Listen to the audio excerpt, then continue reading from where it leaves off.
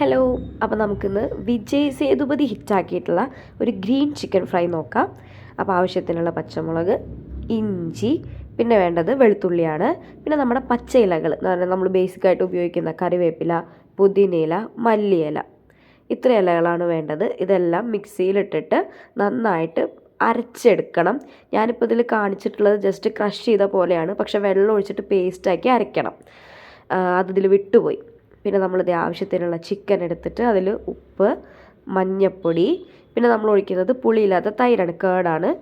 പിന്നെ നമ്മൾ അരച്ച് വെച്ച അരപ്പ്, അതുപോലെ പെപ്പർ പൗഡർ, പിന്നെ ഗരം മസാല, ഇതൊക്കെയാണ്. പിന്നെ വേണ്ടത് കോൺഫ്ലവറാണ്.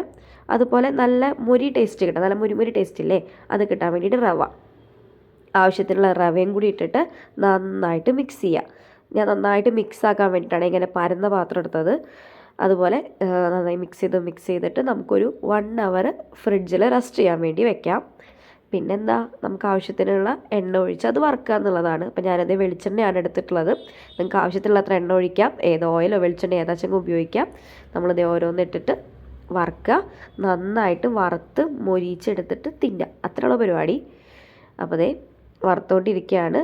ഞാൻ കുറച്ച് വറുത്തു, ബാക്കി ബാക്ക്ഗ്രൗണ്ടിൽ വറുക്കുന്ന സൗണ്ട് കേൾക്കാണ്ടല്ലോ അല്ലേ, അത്രയേ ഉള്ളൂ.